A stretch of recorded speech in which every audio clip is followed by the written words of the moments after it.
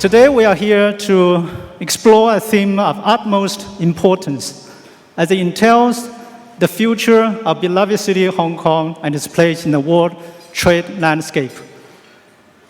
The Belt and Road Initiative, personally promoted by the Chinese President Xi Jinping, hold great promise for Hong Kong, both in terms of its own economic growth and also as well as its ability to contribute to the prosperity of China and the regions.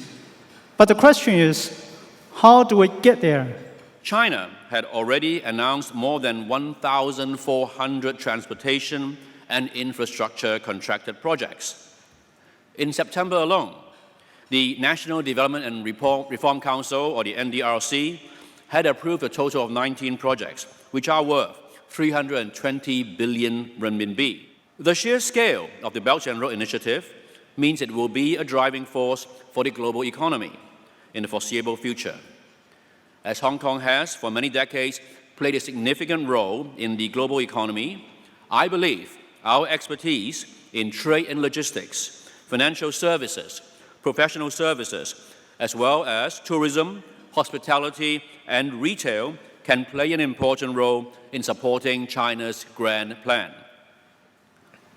Can we help set the Belt and Road in motion? And once that's achieved, can we accelerate its progress?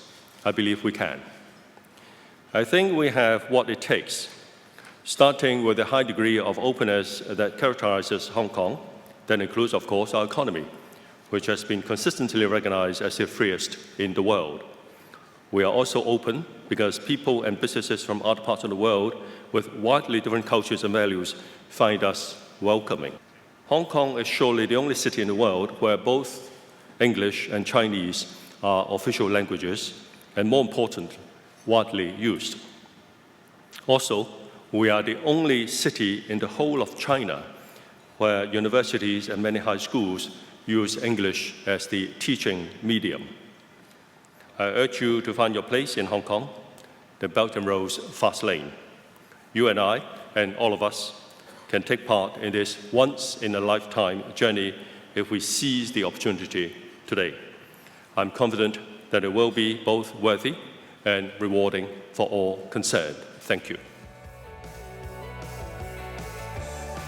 The Belt and Road initiatives involve many investment projects, trade expansions, expansions of economies. All of these require funding, and many of this require renminbi funding because the one side of the transaction will largely be renminbi. So Hong Kong is well situated to play a role, either from the simple bank loans or syndicate loans by Hong Kong-based banks to bond issuance either in international currency or renminbi to equity raising, which Hong Kong has been very good at over many years. I just want to sound a sense of caution. Opportunities are abundant. However, they are not going to serve to us on a silver plate. We have to work hard for it. We lack knowledge on many of the countries along the Belt and Road Initiative. We need to build knowledge on industrial sectors that would require investment. Until we have those competitive advantages, we cannot fully explore those opportunities. Our biggest advantage, as the Chief Executive outlined, is the fact that we are part of China under the one country, two systems structure. Although we do not belong to many of the clusters, economic clusters or political clusters, such as ASEAN, the Shanghai Operation, or BRICS, but we are part of China, and that, I think, is where we will stand to compete, and as Hong Kong has always done, we compete to win. I think if you now look at the world today, and especially if you look forward for another 30 years, I think the consumption patterns are changing, and changing very rapidly. There's going to be the rise of the new middle class in the developing economies, and the global consumption will be shifting really in terms of proportion to the developing countries. And in those developing countries, we're going to get a new consuming class and a new market for the world. The question then is, first of all, if you look at the One Belt, One Road, especially the maritime Silk Road, it really is the linkage to all those new developing consumption and those new markets in the developing countries. And that really gives us a handle on how to tackle those markets.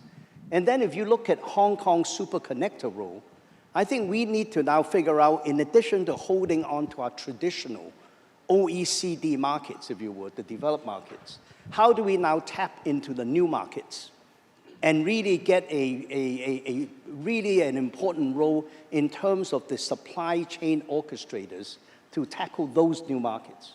And there, I think we can take advantage of all the aspects that the Chief Executive have just mentioned in terms of our connectivity, people to people, et cetera, and our traditional linkages to ASEAN, et cetera, to actually now think about building bridges. What we've identified is that Hong Kong can actually play 4 very clear roles in the Belt and Road. First of all, is the investment center, fundraising center, professional services center, and then the support and back office center for the Belt and Road.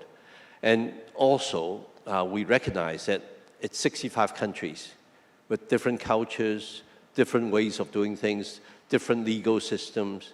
So how actually are we going to tackle all that?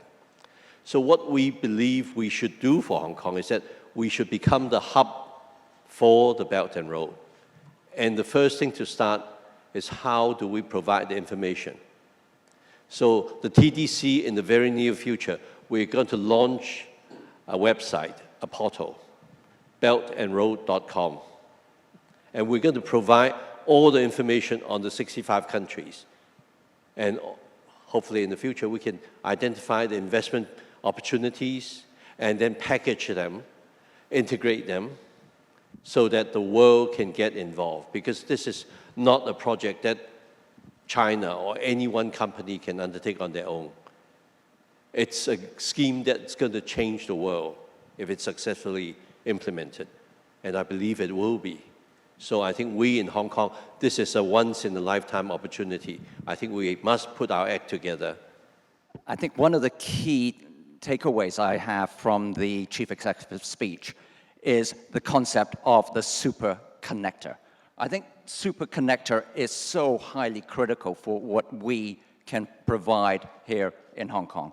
To give you some examples of what we've been doing at MTR and how that super connectivity has been working, it is bridging gaps, it is bridging cultural divide, taking Hong Kong, working with companies in the mainland of China, outside of the Hong Kong and mainland of China domain. It is working together to provide that connectivity, that super connectivity. And it's that super connectivity, that working together, that really brings out the results. The other aspect is something that Dr. Fong had talked about, which is business model. It is how we can come up with new business models that are not just relevant, but highly competitive in the countries on the Belt and Road. One of the things that we've been spearheading at MTR is a business model that we have in Hong Kong, which many, many countries look to replicate. And that is the business model of incorporating property with infrastructure development, and how you could take the external benefits from that property, internalize it, and help that finance the infrastructure development. So to me, it is the connectivity, the super connection, and the business model that are so critical. I think the word connectivity, and the CE mentioned in his speech about the fact that our airport has more than 1,000 flights anywhere. This is one of those key advantages for us, because about 80% of the population of the people in the Belt and Road countries are within a 5-hour flight out of Hong Kong. If you take Hong Kong as the center of a circle and you draw with a compass a circle, 80% of the people in the Belt and Road countries are within a 5-hour flight. Beijing doesn't have that proximity to the people on the Maritime Silk Road, neither does Shanghai. But we in Hong Kong has that proximity, and you cannot underestimate the ability to connect so quickly and so shortly with these people.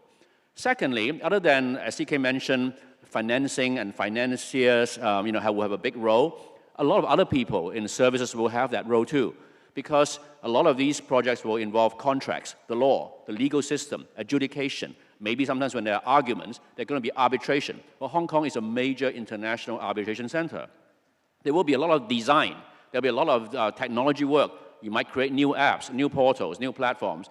You might do packaging. You might do architectural services. Again, these are things that are not only for large corporations, but for a lot of SMEs, there will be a role, because the countries in the Belt and Road arena are not only big countries, they are smaller countries. So there is roles for all kinds and all sizes of businesses.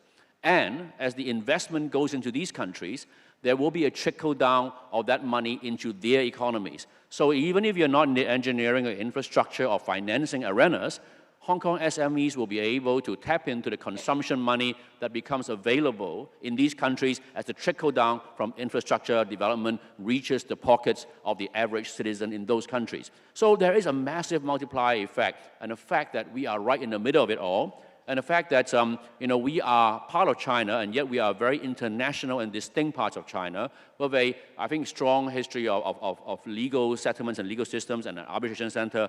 These will stand us in tremendous stead, not only for large businesses, but a lot of small SMEs and professional services firms. We now live in a world where expertise is highly specialized. With Lincoln on the stage, perhaps I could use a railway as a type of infrastructure as an example.